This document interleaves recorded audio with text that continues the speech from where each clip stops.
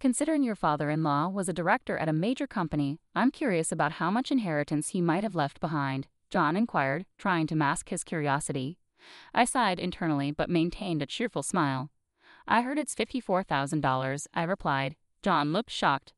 My name is Catherine. John and I have been married for 20 years and our son left for college this year. Life with just the two of us is quiet but manageable. On weekends, John joins his colleagues for football and practices all day. I work part-time and spend my days off gardening or attending yoga with my friends. Even though we do different things, I think we're a typical couple for our age. However, something terrible disrupted our peaceful life as a couple. It started with a message I received from a friend who attends yoga with me. Attached to the message was a photo. I'm at the station now, but isn't this your husband, Catherine? I hesitated, but when I opened the photo, even from a distance I could clearly tell it was John. He was walking hand in hand with another woman. My heart pounded. Could John be cheating? He said he was going for football practice in preparation for tomorrow's match, but was that a lie? I think it's my husband, I replied. My friend responded immediately, What will you do? Do you want to come over? After a moment of hesitation, I replied, No, I'm good. I'll talk to my husband. I closed the phone and sat down on the sofa. I had no motivation to do anything, and the only thought in my head was, what should I do? I could ask John, but I was afraid. What if he really was cheating? Thinking of divorce, especially when I only have a part-time job to support myself, made me think that I couldn't possibly go through all that. If I pretended not to know, I could continue living a peaceful life like before, but the idea of pretending and the ambiguity bothered me deeply. I don't know how long I sat like that, but I was jolted back to reality by the sound of the front door. It was already 7 in the evening. What's wrong? Why haven't you turned on the lights? John asked, surprised, as he turned on the living room lights. Oh, sorry, I fell asleep, I said. John laughed in disbelief and began washing his uniform in the washing machine. Seeing that, I realized he must have been exercising and wondered if the earlier photo might have been a mistake. If you're tired, do you want to eat out tonight? John suggested. I nodded eagerly, hoping that spending time together would help ease my uneasy feelings. Did you stop by anywhere else today besides football? I asked. Not really. Why? He responded. Just wondering. You mentioned wanting new shoes recently, so I thought you might have gone shopping for them. Oh, I haven't bought them yet, he said. With that, our conversation ended. The John in front of me seemed just like how he has always been. They say everyone has at least 3 doppelgangers in the world. Perhaps the man in the photo was one of them. However, once I began to suspect him, it was difficult for me to stop. I often found myself dumping him during his late-night overtimes or sudden overnight business trips.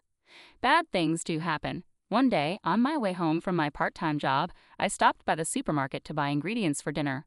My phone rang, and I took it out of my bag, stepping into a less crowded aisle. The name displayed on the screen made me frown. It was my brother's name. Though I occasionally communicated with my sister-in-law during events like our children's school enrollments or graduations, I hadn't spoken to my brother in years.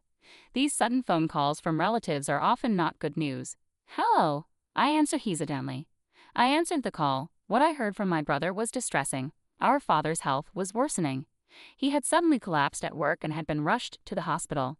After some detailed exams, the doctors informed him that our father didn't have much time left. My mother had passed away from an illness a few years ago, and although my brother and his wife had offered to live with our father afterward, he had refused and continued to live alone, seemingly in good health. The last time I spoke to him, he sounded fine, so this news was truly surprising. After telling my brother I would visit soon, I hung up the phone and took a deep breath to calm my heart. When I told John, who came home from work that night, he looked really sad. I see, your father. Don't worry about things here, you should go see him, John said. Encouraged by his words, I went to see my father the next day. Dad, what happened? Are you okay? I asked. Oh, Catherine, I suddenly felt dizzy and couldn't get up. It must be old age, I guess. Sorry for making you worry, he said. His usually loud and boisterous voice sounded weak, causing pain in my heart. Though he looked pale, he didn't seem critically ill. Catherine, did something happen? Did you and John have a fight? He asked suddenly. Taken aback by his question, I didn't know how to respond. My father gave a wry smile. You're just like your mother, holding things in. Live as your heart desires. Not knowing what the future holds, for a parent, seeing their child's smiling face is the greatest happiness. Realizing the truth in his words, I was deeply moved. Although I wanted to talk to my father a little longer, he told me he was tired, so I decided to leave for the day. The visit lasted only about 15 minutes, but just thinking that he could be so exhausted from such a short time made tears roll down my cheeks. As I sat on the sofa near my father's room, waiting for my tears to stop, a man in a white coat sat next to me. "Are you here to visit your father? I'm the doctor in charge." "Oh, I'm so sorry. How embarrassing," I said, quickly taking out a handkerchief to wipe away my tears. Taking a closer look at the doctor, he seemed to be around my age with a kind face that made me feel at ease. "It's all right. It must have been a shock for you. Do you have any questions?" he asked. With his encouragement, I started to ask various questions about my father's condition and what to expect in the future. Despite repeating the same questions multiple times, he never looked annoyed and explained everything in detail until a nurse came, saying, "Sir, we need you." Thanks to him, even though I still felt sad, my heart was somewhat at ease. After returning home and recalling my conversation with my father, I decided to call the friend who had sent me the photo. I wanted to discuss the suspicions I had about my husband's affair. "I've been worried I might have done something unnecessary by telling you that. I'm sorry for causing you pain," my friend said. "No, I'm glad you told me. I've finally come to terms with John's suspected affair, but I have no idea what to do," I confessed. Chuckling, my friend shared some advice. "Actually, my husband is a lawyer. He said there are many clients consulting him about divorces due to affairs. I'll ask him for advice." Hearing this, I felt comforted knowing I wasn't the only one struggling. My friend immediately took action, telling me it was best to gather evidence of the affair and that I could use a private detective agency to do so. She even recommended a few agencies and offered to go with me if I felt anxious, making me realize how invaluable true friends are. From then on, between visiting my father and working part-time, my days were quite busy. At the same time, my husband started saying he was getting busier with work. Overtime and business trips noticeably increased, and his suspicious behavior had me eagerly awaiting the investigation results. 2 weeks later, I finally received the awaited results at the detective agency. The investigator hesitated before speaking. "It's true that he's having an affair." Surprisingly, I accepted the reality without panicking or feeling devastated. In fact, knowing the truth brought a sense of relief, dispelling my previous uneasiness. They showed me numerous photos and explained his activities over the past 2 weeks. There were also audio recordings, and the situation was worse than I had imagined. To begin with, his football games were only once a week, always in the morning for just 2 hours. The other employees always headed home right after the game, as they had families waiting. However, John spent all his remaining time with his mistress. At times, she would even wait for him at a diner near the football court. He deliberately washed his jersey, claiming he used it during the game, to ensure his lie wasn't caught. All his claims of overtime and business trips were fabricated just to spend time with her. The most shocking audio recording revealed him discussing with his mistress about getting a divorce once he inherited his money, predicting my father's passing in a month or so. They had already discussed pre-booking an apartment near the train station. His recent busyness was related to preparing for their new life together, making reservations for furniture and appliances, and even planning a premarital trip next month. All this left me feeling dizzy. The fact that my husband was eagerly waiting for my father to pass away destroyed any remaining love or affection I had had for him. My only feeling was the increasing desire to divorce him. I paid a significant amount to the detective agency, took all the data, and decided to leave it with my friend for safekeeping. When I mentioned hiring a lawyer, they immediately agreed and offered to introduce me to someone they knew. However, I had used all my money on the detective agency and was hesitant to touch our shared finances. After some contemplation, I decided to swallow my pride and consult my brother about it. "Why didn't you come to me sooner?" he exclaimed, annoyed. Thankfully, he generously offered to cover the expected legal fees. I had a meeting with a lawyer and discussed my desire to work full-time or as a regular employee at my part-time job. I was told they could hire me as a contract employee, which gave me hope regarding my financial situation. With everything now in place, I started thinking about how to broach the subject of divorce. One midnight, I received a call from my brother. He was calling to tell me that our father had passed away. I woke up John, and we rushed to the hospital. John briefly visited my father, greeted my brother and his wife, and said some comforting words to me. He then returned home by himself. Everything after that happened so quickly that I can hardly remember. There was the wake, the funeral, meeting our relatives, and basically, I had no time to grieve. Even after the funeral, there was the matter of sorting out the house, discussing inheritance, and handling the legal aspects of my father's estate. My brother, his wife, and I were all exhausted. John, however, kept saying he was busy with work and didn't help at all. Despite my father having just passed away, John went out to play football on the weekend. My brother and his wife were visibly frustrated, but they knew about my intention to divorce him and refrained from saying anything. With so much going on, I had to postpone the divorce. It wasn't until about 6 months later that things took a major turn. Finally, all procedures related to my father were completed, and the inheritance amount was confirmed. By the way, has your father's inheritance come through yet? John asked. It's scheduled to be transferred tomorrow. Why do you ask? I replied. Well, your father was a director of a major company. I was just curious about how much inheritance he'd leave behind. John tried to sound casual. I sighed internally but hid my true feelings and just smiled brightly. I heard it's about $54,000. That much? He exclaimed. Yes, Dad must have worked hard to save that much. I just got a call today from the lawyer saying everything's ready. It'll be transferred tomorrow, so maybe we can go out and eat something delicious to celebrate, I said, emphasizing the fact that it would be transferred the next day. John seemed lost in thought. The next day after John had gone to work, I conspicuously placed the bank book on the desk. When I returned from work, as expected, the bank book was gone, and instead, a signed divorce paper was there. I hadn't anticipated things to go this smoothly, so while thinking he took the bait, I headed to my lawyer handling my divorce and explained the current situation. I decided not to return home, instead heading straight to my family home where my father had passed away. Most of my belongings were already there, and the things where I lived with John were shared, and how to handle them would be decided later. Probably John and his mistress would end up living there. Having already submitted the divorce papers, there was no reason to contact my estranged husband. The only thing left was a potential claim for damages for his affair from my lawyer.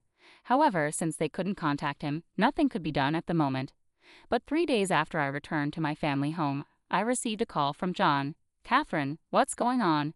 There's no money in the bank account. Where's the inheritance and where are you? John demanded.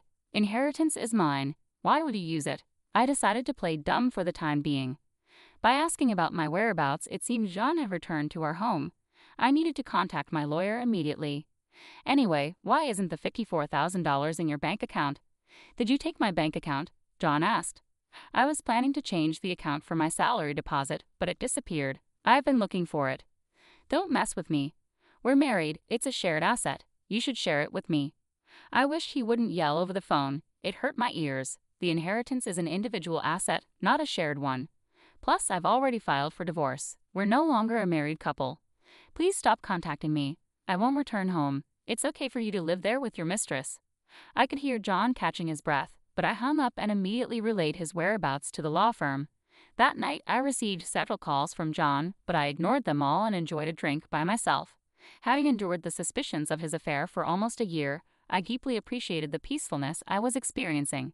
After a good night's sleep, I checked my phone and was shocked at the sheer volume of missed calls. I assumed my lawyer must have contacted him, causing him to panic. Hesitantly checking the messages, some were aggressive, like, "What do you mean by damages for the affair? If you knew, you should have said so." Others were apologetic. "Catherine, I'm sorry.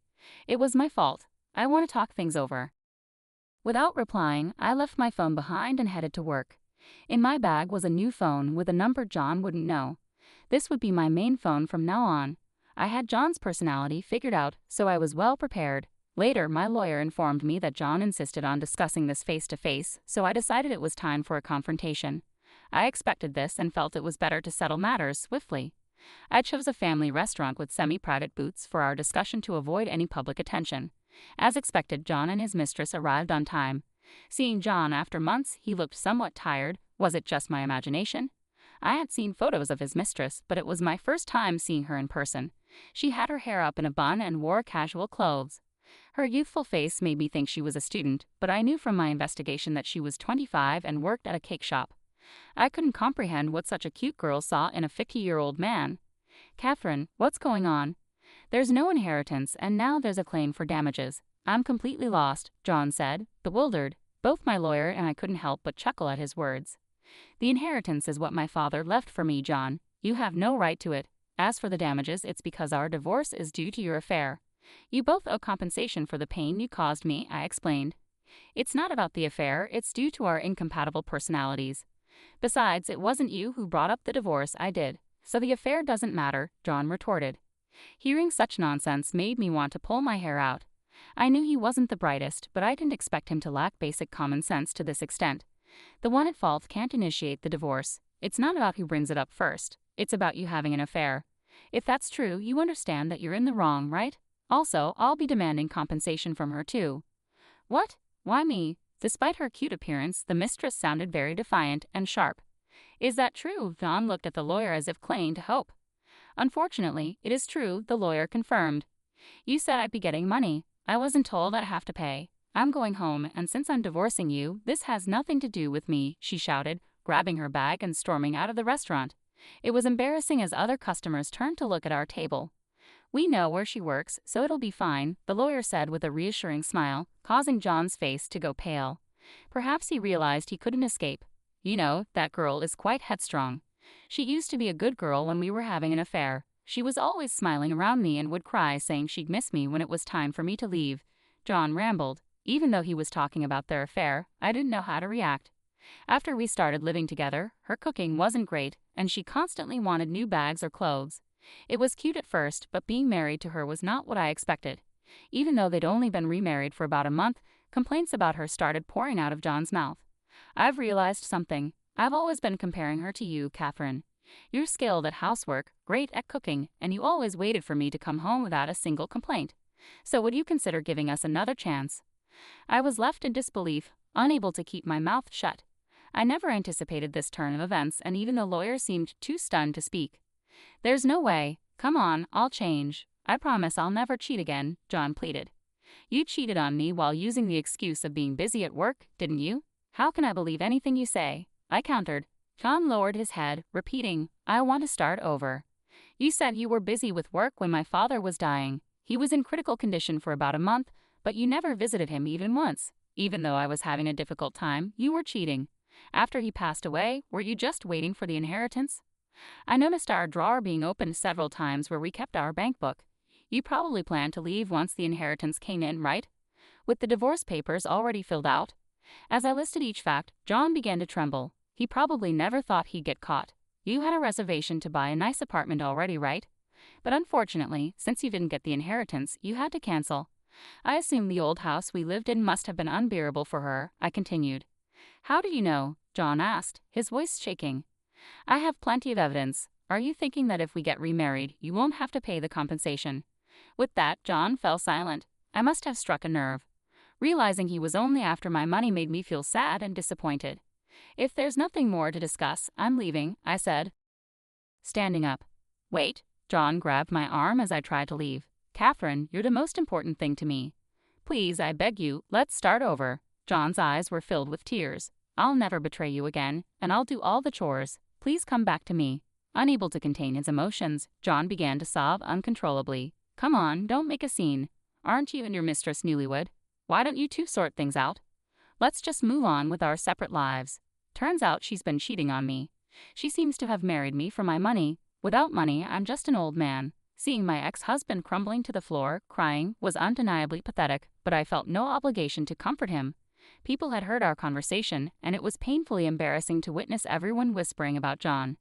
Leaving my crying ex-husband behind, I picked up the bill, and my lawyer and I left. Later, as the two of them adamantly refused to pay compensation, I consulted with John's parents over the phone. Having had little interaction with my rather shy in-laws who lived far away, this was my first call to them since thanking them for attending my father's funeral. To my surprise, I discovered John hadn't told his parents about our divorce or his remarriage to his mistress. This revelation left his parents in shock, with my ex-mother-in-law becoming bedridden from the strain. Give us some time, we're not sure what to do, was their unsure response, making it clear I couldn't rely on them. However, the next day, my father-in-law brought his brother to confront John. His brother, compared to John, was a lively, talkative, and cheerful man. John had often grumbled to me about how intimidating he was during family gatherings. Whatever transpired, his strong-willed brother made John agree to the compensation payment. Then his brother decided John would be taken back to the countryside. Tearfully, my father-in-law informed me of this decision. Since both in-laws were over 80 and had no income, they promised John would work at a factory owned by a relative nearby and pay me the compensation. As for John's mistress, her whereabouts were unknown, but since her workplace was known, they contacted her there. She shouted, "Don't contact my workplace." However, I spoke with a woman claiming to be the manager and was informed of an astonishing fact. It seems that the person John was referring to when he said, "She's cheating on me," was the husband of the store manager, and she was apparently preparing to sue them. I was assured that John's mistress would never escape justice, and true to that word, a few months later, I received the compensation payment. When I visited the cake shop to express my gratitude as expected, the mistress was nowhere in sight. Naturally, she was fired from the cake shop. She had dreams of becoming a pastry chef, but that's now believed to be impossible. Currently, to repay the compensation, she's juggling multiple jobs, and according to the store manager, she can often be seen at a nearby construction site. Out of sheer curiosity, I took a glance and noticed her without makeup, sweaty, and being yelled at by an older man while she worked. Having to pay compensation for the two affairs she must be heaply in debt. I'm not sure how many years it'll take her to repay it, but she got karma for destroying someone's family. When I told my son about the divorce, he was genuinely surprised but said something along the lines of, "It's your life, you should live it as you see fit," which was a relief. My biggest concern had always been how my son would react, and with me approaching 50, I thought there'd be no chance for love or even remarriage. But lately, there's someone I've been interested in. He's the doctor who took care of my father in his final moments. Every time I visited the hospital, we'd end up chatting, and I found him to be very nice and wonderful. After the divorce, during one of my solo trips to the shopping mall, we bumped into each other, and in our conversation, I discovered that he was also divorced. We connected even more over our similar experiences. We've been out for meals a couple of times, and I always feel very comfortable around him. I don't know what the future holds, but I still hope and strive